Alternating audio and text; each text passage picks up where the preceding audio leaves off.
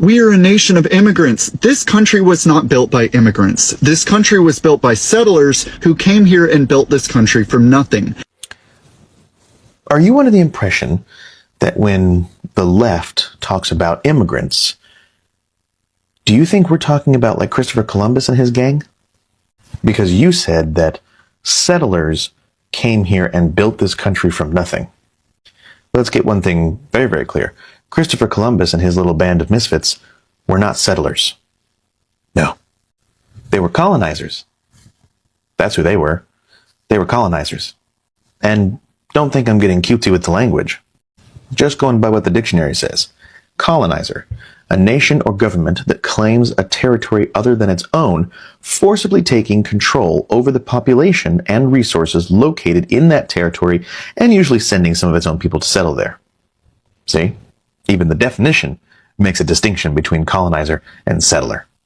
So, if you were talking about the very infancy of the country that we call today the United States of America, no, it was not built by immigrants. You're correct. It was built by colonizers, forcibly taking things that didn't belong to them. If you're talking about the society that we know today, you're absolutely wrong. Immigrants 100% built the society that we know today. And if you think I'm wrong, go read a book. America. Everywhere you look, we're being played. Simple as that. Check out the border. It's not just immigration. It's cartels running billion-dollar businesses while our so-called leaders play politics. They make it about left versus right, but you know what it really is, right? Right. It's families, our families, caught in the middle. Americans are paying the price while politicians and media have no interest in fixing it at all. Why is that? Because some are complicit and profiting from it. Corporations and politicians alike. You think it's some Mexican thug ring, but in reality, they're fully established in legitimate businesses fueled by their drug monies. So if you stop the drug trade, you stop the legit profits. What about healthcare? Same story. If you get sick, you don't just fight the illness, you fight the bill, don't you? A system built to bleed you dry while drug companies brag about profits. And it doesn't matter who you voted for. Everybody feels it. Let me give you a personal example. I once went to the ER while visiting my parents in Pennsylvania. I was there for 45 minutes. The bill, $8,000. $8,000. For the same money, check this out, I could actually pay for 7 years of full coverage private health insurance in Turkey. The best doctors, no wait, private hospitals, straight in. So tell me, why is that possible in a so-called third world country, but not in good old USA? I'll tell you why. Too many political campaigns and media companies profit from it. You can't kill the machine that funded the very campaign that got you elected, now can you? And the economy, well, they'll tell you the numbers look great. But numbers, they're just statistics. And you and I know the truth because we're the ones buying groceries, filling up the tank, paying rent or mortgages. Washington calls it inflation like it's some abstract thing. It's not, because for regular Americans, it's survival. Meanwhile, what's the big conversation? Billions of dollars overseas, endless meetings in Europe, endless discussions about a war we don't want or control. All while veterans who fought our wars sleep in parking lots. That's the game. Keep you distracted, keep you angry at your neighbor, keep you glued to red versus blue while the establishment laughs. But here's my point. They can't win if we stop playing. The guy across the street who votes different from you, he's not the enemy. The mom working 2 jobs to push food on her table, she's not the enemy. We've got more in common with each other than we'll ever have with the people cashing in on our division, no matter what they say. So what do? Because talking about the problem without action is just noise. This doesn't get fixed in Washington first, by the way. It gets fixed in your house, in your neighborhood, in your business, in your community first. We take care of our family first, our health, our money, our mindset, because strong families are the foundation of any strong country. We must stop letting the media program us to hate our neighbor because of a Trump or a Biden sign. Go shake a hand. Go talk face to face. You'll see real quick we've got more in common than the media and the politicians want you to ever believe. We must hold the powerful accountable. That means asking hard questions, refusing to play their division game, and speaking truth even when it's uncomfortable or dangerous. And we live with integrity. We say what we mean. We keep our word and stand on values that don't bend in the wind. If enough of us do that, if enough of us stop being spectators and start being participants, the system can break. Not by burning it down, but by starving it of what it needs most: our division, our silence, our compliance and fear. We can't wait for Washington to do it. We fix America by fixing ourselves, our homes, and our communities first. That's how we win a fight like this, guys. And make no mistake, it is a fight, but not against each other. It's against the system that's been robbing us blind. And once we stand together, there isn't a cartel, a corrupt CEO, or a crooked politician that can stop us. That's the truth, and that's where I stand. And for my non-American friends, the same goes for you in your country. Your move, what's it going to be? Follow me on Patreon for more. I didn't know that the United States was formed by 13 British colonies. I didn't know that. I didn't know that. Where was I? Where was I at school? Firstly, let's establish what a colony is. What's a colony? Colony is a region of land that's under political control by another country, with the controlling country usually far away. So they set up a colony. They go and send people, say, you, go set up a colony. In this instance, the British. You, go and find some land and take over it and set up a colony. We talk about the Americas. From north to south, we are talking about nations built by immigrants.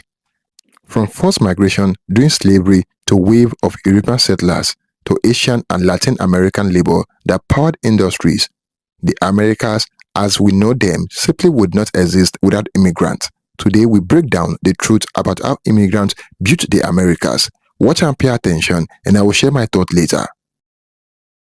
And on board was 102 passengers. Initially, 2 ships set off, Speedwell and the Mayflower. Speedwell, not so Speedwell, got a leak, had to turn back. And as a result of them only having 1 ship that worked, they crammed even more people on. So 102 passengers were on a really quite a small ship. Get on, everybody! September the 6th, 1620. Go! Go! As you would imagine, the journey was fucking horrible. It took 2 months. Everyone was crammed together. Loads of people got sick. 2 people died. Lots of people got disease. I don't want to be in that ship. Hooray, I see land! Let's get the fuck off this thing! Finally, after what was actually 66 days at sea, the Mayflower lands in what is now Massachusetts, in Cape Cod. 102, the 100 passengers disembarked and they set up a little colony. They found a space in what was Plymouth Harbour. Why did they choose Plymouth Harbour? Because they had calm seas, so for boats to come and go, had freshwater river, and it had great land for crops. And then, between them, they signed what was called the Mayflower Compact. The Mayflower Compact said these things. It said, we're loyal to the king, we're Christians, we shall be fair and just, and we will all work for the common good. And they appointed John Carver. And John Carver was voted in by 41 men. We will be just and fair and good, but no women can vote, all right? Their first winter in this little settlement, this little colony, sucked.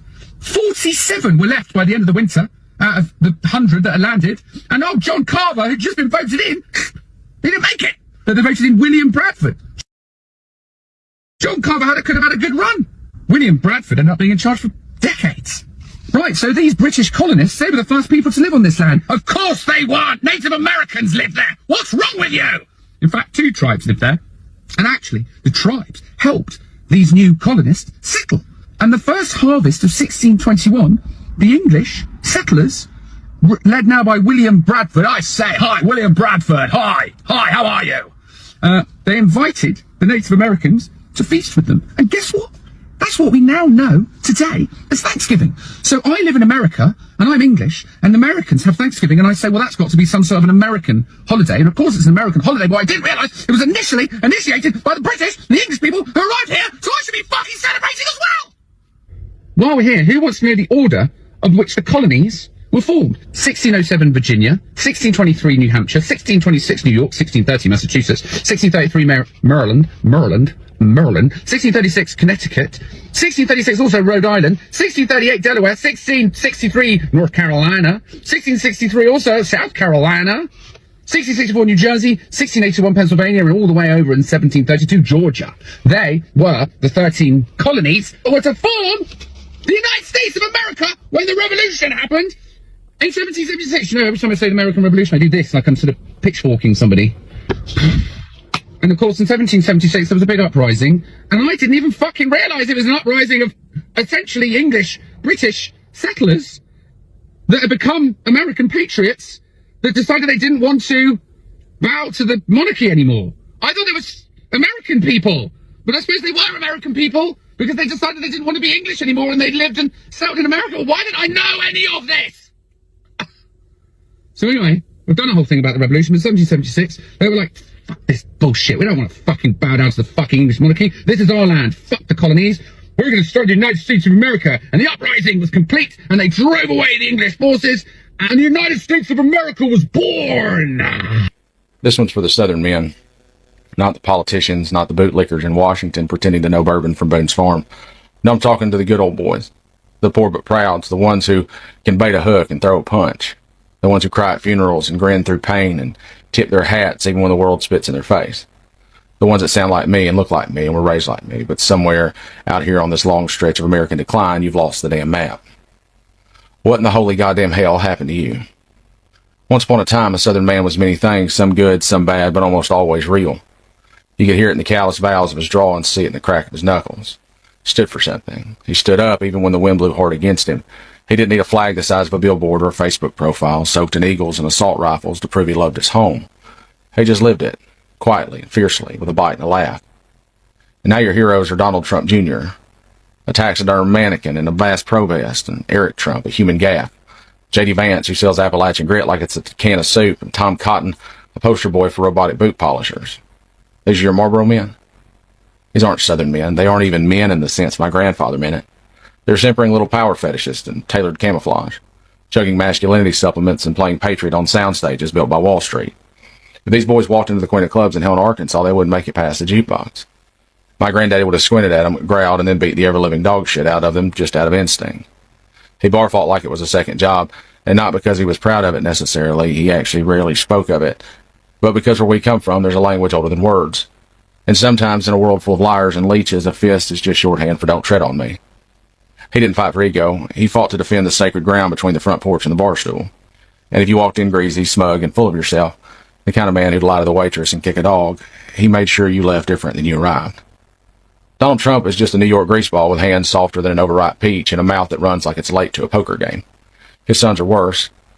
Soulless little guys dipped in deer piss and bravado. Junior, with his desperate little beard and his safari outfit, looks like a guy who tries to start fights at Little League games and calls security if it gets sideways. Eric, God bless him, is the kind of guy you'd hand a hammer and spend the next hour and a half watching him try to unscrew a nail. They're not men. They're just hair-gelled cartoons playing lumberjack. They don't work. They don't serve. They don't sacrifice. They don't build or fix or do a goddamn thing but inherit money and lie about it. And yet somehow these are the new standard by which manhood is measured. My God, how far we've fallen. They exhibit nothing, not one thing that we were raised to believe makes a man. Not courage, not humility, not grit, not loyalty, not strength of heart, or spine, or word. They sweat when it's humid, they pout when it's hard, and they run when it's dangerous. They wouldn't last 5 minutes under a tractor. They wouldn't know how to change their own oil. But don't get me wrong, I'm not saying violence is a virtue, or that bar fights make a man. I don't think manhood is some holy grail to be earned through broken noses. That's cheap thinking. That's the kind of thinking they sell now. Packaged rage, televised chest beating, a bunch of cosplay cowboys co-signing each other's insecurities on cable news. Manliness isn't in your fist or your flag decals, it's in the quiet things, the hard things, the true things. And these boys you worship now wouldn't last 5 minutes in the world you walk through daily. The part that turns my stomach is this. A Southern man, a real one, wouldn't stand for how these clowns behave in public, not toward his wife, not toward his daughters, not toward his children or anyone else's for that matter. He damn sure wouldn't let some orange-tinted loudmouth mock a disabled person or insult a widow, brag about assault, or spit bile at working folks just trying to get by. His mother would have slapped his mouth clean off for half the things these men say, and his grandmother wouldn't even have wasted her breath. We were raised by steel and iron women in church dresses who carried casseroles in one hand and consequences in the other, and now you fly flags with a man's name on them. You worship him like a savior, and you can say you voted for the lesser of two evils if you want, maybe you did, but when you defend him, when you excuse him, when you wave his banner like it's a Stars and Stripes reborn, you're not just complicit, you've already sold your soul. And I don't pretend to have the definition of manhood carved in stone. In fact, I think most definitions are too brittle and break under real pressure. But I do know what it's not. It's not inherited money and gold-plated toilets. It's not screaming on a stage while other people fight your wars and pay your debts. It's not throwing tantrums on television and calling it truth. No. A man is what he does when the storms come. A man is how he treats people who can't do a damn thing for him. A man is what he says when no one is looking, and how he loves when no one else understands. And these slick-haired frauds wouldn't recognize that man if he offered to help them jumpstart their helicopter. We're the truth tellers. The ones who called out bullshit even when it came from their own side. The ones who didn't kneel to power or party. The ones who didn't want a king, but dared to be goddamn citizens. We have never been perfect down here. God knows the South has blood in its roots and ghosts in its halls, but at least we did have some kind of honor. Raw and flawed, but ours. But now we have cowards playing cowboy and wrapping themselves in Dixie nostalgia while licking the boots of northern con men. You told my grandfather that one day Southern men would kneel, God help us, before Yankees with gold toilets and fake tans. He'd have thought you were drunk or possessed by the devil. But here we are. Many once stared down hard times, now waiting in line to be knighted by a game show host. You've made a liar of my grandfather. He told me we don't bend, we don't cower. We speak truth even when it's costly, that you measure a man not by the flags on his truck, but by the weight of his word. We stand on dirt, not marble. That a Southern man for his sins never kisses the ring. And now I see you cheer for the ringmaster and beg to be shackled to him. So let me tell you this, from one of your own, from someone who still walks the same black dirt and still sings the old songs. Stand up. Stop kneeling for fools. Stop praising cowards. Reclaim whatever dignity that once defined you. Not through cruelty and not through guns or flags or chance, but through truth and courage. Through the goddamn backbone that built barns and fought wars and buried family. You used to be better than this. Hell, we used to be better than this. Don't let it die with you. We're Southerners. We're unfit for crowns. We're too proud to bow and too tough to follow weak men with gold names and borrowed backbones. Let the South be known for its integrity and dignity. Let it remember what we claim to be and not what the world thinks we are. We've proven them right so goddamn often. I'm not sure we know how to prove them wrong. But for the love of God and biscuits, let's try. Defiance till death. White man tell me today that America was made by vigilantes. This same white man openly admitted to me that he knows how violent the nature of his people is. He said that. He said, man, we really kill everything, right? And then he goes and says that, but this country is made by vigilantes. And I just looked at him and I said, oh, you mean the rejects? He just gave me this look like, yeah, I just said the rejects. America was made by rejects. They were made by people who could not cut it in England. That's who settled here. The fucking rejects of England. I want y'all to understand that. It's not no fucking vigilantes. They were rejects. I'm gonna talk more about this in my book in February, but don't ever think that this country was just made and established by people who were fighting against the English, the British. Nigga, fuck that. Them niggas ran. They were rejected. They couldn't cut it in England. That's why they came over here and they had to use people, black people specifically, to do work that they know they couldn't cut it to do. Lazy rejects. Period. Immigrants. This country was not built by immigrants. This country was built by settlers who came here and built this country from nothing. Because crossing borders is only heroic when white people do it. I hate to break it to you, Settler Dan, but your ancestors, and mine too, were the original illegal aliens. What do you call white people who cross the ocean, show up uninvited to land already inhabited by indigenous people who have lived there for thousands of years, and then destroy their cultures, their languages, their religion, and impose your own? Settlers, or rather, colonizers. And then what do you call people of color who cross the border, work jobs that nobody else wants to work, pay taxes, and try to build a life in the so-called land of opportunity? Illegals. Illegal aliens. Criminals. If you're white, it's exploration. You're a pioneer. You're a settler. And if you're not, you're an invader. And for the record, it wasn't the colonizers that built the United States. It was the immigrants that came after them from every corner of the globe. They built the railroads, the roads, the factories, the farms. They built the United States. You know why Trump supporters don't like immigrants? They're smarter than they are. They work harder than they do. And they have ethics and values. I love my immigrant brothers and sisters. You guys do so much for this country. Thank you for all you do. And don't let these maggots wear you down. We need you. Toodles. Of immigrants. This country was not built by immigrants. This country was built by settlers who came here and built this country from nothing. The wealth of this country was built by enslaved black people. Well, black people weren't immigrants, and the wealth of this country was not built by slaves. That's the honest reality. They did produce a lot of wealth for America, but all the northern states didn't have slaves. In fact, at the peak of slavery, only 3% of Americans owned slaves. Now, 25% of people owned slaves in the South. There was a civil war fought in order to free these slaves. Now, I do concede to the fact that black Americans did build the South. But once again, they're not immigrants, they're Americans. The railroads are built by Asian immigrants. Yeah, America's really known for its advanced railway networks. It really does not matter at all. And even those Asians, you don't descend from them, most likely. And so do most Asians in America. It's like me taking claim for what black Americans built in America. I don't descend from those people at all, actually. So it's like you claiming that is just funny. Every time the U.S. went to war, it imported Mexican immigrants to help win the. Now, the whole point of this video, the original creator's point, is that when we say America is a nation of immigrants, it's basically saying that the people who came here were coming to an already developed country. That is not the case. America is already developed. If you're an immigrant post-1960, you didn't build shit. Can we be real here? You came to an already developed country. If you did come here before 1960, especially in the 1880s, you really were coming to a land that was not developed at all. And I think that's the point. You know, and a lot of you guys just want to say white people didn't build this country. They did build it. They wrote the Constitution. This was a white country. Now it's not. All of our laws, all of the inventions, such as the light bulb and the automobile and all these other things that developed here in the United States would not be a thing if it wasn't for these evil colonizers, and you wouldn't be living in this country at such a high standard of living if it wasn't for those people. So I have no resentment towards the white or black Americans who built this country. Obviously, nobody has resentment towards the black people for other political reasons, but you know, you're not, once again, you're not in the same category as those. Twisted how colonization and capitalism have wiped our collective memory. Because what do you mean homelessness wasn't even a thing until the 1600s? What do you mean the origins of homelessness can be traced back to colonial America? And the best that Western leftists can do is just argue that we need affordable housing. No, you shouldn't be paying for shelter. Because we weren't doing that for years. Until this fuck-ass country was created. Like, the solutions aren't even like solutions. They're band-aids on gash wounds. Like, the jugular has been split open, and everyone's just like, just put some ice on it. It genuinely makes me so mad, because it's like, you think we were doing that for thousands of years? The indigenous peoples of this continent, of the Americas, Africa, Australia. Like, do you think that our ancestors were paying some random bozo that has nothing to do with them every single month just to have a place, a roof over their head? That shit is an export. Feudalism, landlords, like, that is a colonial export. We were not doing that since the beginning of time.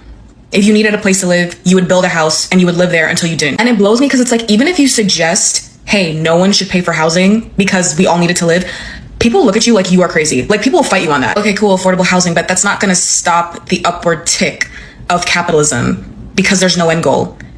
It's just continuous extraction and exploitation and making money until infinity, until we're all dead. So let's skip all that, get back to how we were living, and maybe take care of the collective. No, people will literally look at you like you're insane. This is why decolonization is the true path towards liberation, because this collective memory wipe prevents so many people from actually genuinely fighting for a completely free world. It convinces the collective that the best we can all fight for is scraps, reform, instead of getting to the root and the heart of all of these issues and destroying and dismantling all of it. Even without all this historical context, if you just simply say no one should be on the street, no one should have the power to put anyone on the street because we all need housing to survive, there will be somebody being like, actually, regardless if they're a landlord or not, because they believe in capitalism, because they have class aspirations, they believe in settler colonization, can do backflips for them, or will eventually one day. And for that, they're fighting for everyone to struggle. Like, you want to struggle. Like, what? Like, for the folks that are like, oh, we just need $300, $400 rent. Again, I understand that sentiment, but even when rent was $400 or $300, people were still homeless. People still were on the street back then. And that alone is why no one should pay for shelter. No one should pay for housing. That's the crazy answer. No one should pay for housing because we all needed to survive. But we can't have that because capitalism requires poverty to function and for people to struggle. So it can hold that over your head and be like, see, you must work unless you want to be like that. Poor people gotta exist for capitalism to keep going. And instead of everyone being like, okay, let's stop that. Let's not pay for housing. Let's not have rent. Let's get rid of landlords because that shit was not even a thing anywhere else besides Europe. You're the crazy bitch. The reason I keep hammering that European settlers built America is only because it's a completely verifiable fact that everyone knows, yet the only reason it's still brought up hundreds of years later as a talking point is they want to discredit the idea that Europeans built this place so that their descendants don't feel like they have a claim to the land. The reason they do that is they want borderless nations, so they want like a global one world government, right? So to get that, you would actually have to make it so the US had completely open borders, because once their borders were open, well, everyone else's borders are now open too, and no one has a sovereign nation because the people that created the idea of everyone having sovereign nations are the country getting destroyed from the inside. They would actually much prefer you get suckered into giving your land back, but of course it wouldn't go back to the Native Americans, it would go to the government. Except this wouldn't just be the US government, this would be the global government. So think like the UN, the WEF, all these unelected people that make all these decisions. But yeah, anyway, I don't bring it up because I don't think Native Americans have a claim to the land. Like when I say I'm native to here, I mean I was born here. I would say Native Americans are indigenous, and I'm not. I also believe this land belongs to the descendants of African Americans who have also lived here for hundreds of years. So my bringing this up has really nothing to do with me thinking this land only belongs to white people, and everything to do with the fact that I would prefer we have sovereignty, and I would prefer all the other countries have that as well, because sovereignty just means that countries can do things differently. So if some countries want these laws and other countries don't, we don't all have to do the same thing. So that's the importance of that. And I think every country deserves it. So that's why I continue to tell you the truth, which is this place was completely or almost completely 90% settled by European Americans. Clothing doesn't just have to be fashionable. You can wear shirts that remind people of things. And this shirt reminds people that America was built by immigrants. Get yours today. Link below. Targeting brown people because we are native to these lands. And they've been trying to get rid of us since 1492. It's been a 500-year occupation. And they started with guns. They started with disease, starvation. And all our ancestors made it far enough for us to exist. They're the ones that got away. Our ancestors were warriors, healers, and they're the reasons that we're here. So when we don't claim our indigenous heritage, and we think we're not native enough, we are disregarding everything they survived. We are erasing our own identity, something that they've been trying to do for 500 years, and they try to confuse everybody by calling us Latinos, Hispanics, immigrants, foreigners, illegals. The whole time we're native, we're indigenous, we belong to these lands, we are these lands. They keep trying to erase our history, they keep trying to erase us. I feel like the only thing that could save us is if we spread the truth about who we are. And I know it sounds so simple, but they've put so much money and resources into trying to make you forget, and it's worked. We have a voice, and we have platforms, and we can spread the truth far and wide. The truth will liberate us, but it will also help save this planet. Because we are the original caretakers of the land. The land needs us to remember who we are. Because we need to save this planet. News. The Trump administration questions Native Americans' birthright citizenship in court. The Trump administration argued in court to limit birthright citizenship for certain groups of people here in the United States. Part of their argument involved questioning whether Native Americans, who are citizens of their own tribal nations, qualified for U.S. citizenship under the 14th Amendment. The 14th Amendment, which was ratified in 1868, states that all persons born or naturalized in the United States and subject to the jurisdiction thereof are United States citizens. This basically means that anyone born on U.S. soil automatically is a United States citizen. However, the Trump administration is focused on one phrase of the 14th Amendment, subject to the jurisdiction thereof. And they argue that not everyone born in the United States qualifies as subjects to the jurisdiction of the United States. The Justice Department cited the Civil Rights Act of 1866, which was ratified 2 years prior to the 14th Amendment, and is one of the earliest laws that defines citizenship. What's interesting about this is that it excludes two groups of people from citizenship. The first is subjects to a foreign power and Indians not taxed. Historically, the United States government treated all Native Americans as belonging to separate nations and not to the United States. And that all changed in 1924 with the passage of the Indian Citizenship Act, which granted all Native Americans in the United States citizenship. The Trump administration is arguing that the 14th Amendment should still exclude Native Americans because we are still subjects to a foreign power, which is our tribal nations, and they are citing a Supreme Court case that was decided in 1884 that stated that Native Americans are not U.S. citizens unless they denounce their allegiance to their tribes. This is very controversial because the United States government and tribal nations have a long-standing agreement stating that Native Americans can have dual citizenship with the United States government and with our tribes. And the arguments that the Trump administration is trying to make will undermine all of this and throw away hundreds of years of treaties and negotiations that allow us to have our tribal sovereignty today. In addition to that, the 1884 Supreme Court case that decided that Native Americans are not U.S. citizens unless they renounce their tribal allegiance was basically deemed useless after the passage of the Indian Citizenship Act of 1924. No, I want an answer to that because that's your slogan, Make America Great Again. When was America great for you? Okay. That is, American Great is our freedom. Freedom. Your freedom? Or all of our freedom? Everybody's freedom. Everybody's freedom. So yes. When was America great for all of us? When our forefathers. Forefathers. The ones that own people? No. Which ones? You have to look at the history. You got to look at the history. I am. I'm asking you. Which for? George Washington owned 300 people and went after a few of them for running away.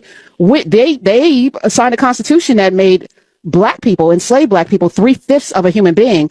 I don't think it was great then. If you're asking me, a black woman. Right, but that's You have to understand What? our history to get where we are today. What's happening is our media. No, Jackie, because again, if you can't walk me through the greatness of America and how you want to restore it to a place where it was great before, your whole argument falls apart. So walk me through when America was great. Okay, so America has been great forever. Now, the problem is the people. For who, though? No, I can't wait, because you need to answer the question. And again, you call up, and I'm glad. Mississippi, I love the state. You're a Trump supporter, which, I want to get into, the reasons behind that. But it's all around this freedom thing and this greatness thing. And we need to settle on what that looks like for you and for me, and then for all of us. Because if it's not going to be great for all of us, then it's not great for any of us, Jackie. Well, my question is, why don't you think it's great? Because I've grown up, and Okay, no. You answer my question first, please. Okay, so you're asking me when it was great. It's been great. It has been great. It has been great. So slavery was great. Trail of Tears was great. The Chinese Exclusion Act, great. The Japanese internment, great. That was great. Jim Crow was great. Back of the bus, colors only water fountains. Let me see. Brown versus Board of Ed. Oh, the throwing of tomatoes at little girls. The bombing of a church with little girls in it. That was great. The hanging of hundreds and thousands of black people, burning down towns in the 1920s. The draft riots in New York because of people having to fight for freedom. Freedom is liberty is everything, right? Liberty is everything. That was a great America to you? Okay. You can't just say, okay, was it great or not? It's people that make it bad. People make it bad. Yes, racist people, horrible people, genocidal people make it bad. Begins recolonization. European powers, Spain, Portugal, Britain, France, and Netherlands sent settlers to the so-called New World, but they did not come alone. Millions of enslaved Africans were forcibly brought across the Atlantic. Their labor built the plantations of the Caribbean, Brazil, and the American South. Sugar, cotton, tobacco industries that generated immense wealth for Europe and laid the foundation for global capitalism. All relied on immigrant labor, both voluntary and forced. In other words, the Americas were immigrants built from day one. In the 1800s, a new wave arrived. Millions of Irish fled famine. Germans, Italians, and Eastern Europeans crossed the Atlantic in search of opportunity. In the US, cities like New York, Chicago, and Boston grew into immigrant hubs. Meanwhile, in the West, Chinese immigrants built railroads that connected the nation, while facing brutal racism and exclusion laws. In Latin America, immigrants from Italy, Spain, Japan, and the Middle East transformed countries like Argentina, Brazil, and Mexico. Everywhere you looked, immigrants were not just participating in society, they were creating it. The Industrial Revolution in the Americas ran on immigrant labor. They worked the factories, the steel mills, the coal mines. In agriculture, immigrants and migrants provided the backbone of food production. In the US, immigrant workers helped reinforce assembly line rows. In South America, immigrant farmers introduced new crops and techniques that reshaped national economies. The wealth of the Americas was not built by the elite alone. It was built on the backs of immigrants. Of course, immigrants did not have it easy. Each new group was met with suspicion, discrimination, and violence. Irish and Italian immigrants were called criminals. Chinese workers were excluded by law. African and Caribbean immigrants faced segregation. And today, migrants from Latin America and Africa continue to face hostility and xenophobia. Yet, despite these barriers, immigrants continue to build, to create, and to shape the culture of the Americas. Fast forward to today, immigrants are still the heartbeat of the Americas. They make up huge portions of the healthcare system, technology sector, agriculture, and small businesses. From the food we eat, to the music we dance to the innovations that drive the modern economy, immigrant influence is everywhere. The Americas are living proof that migration creates strength. So when people say immigrants are taking over, the truth is they always have.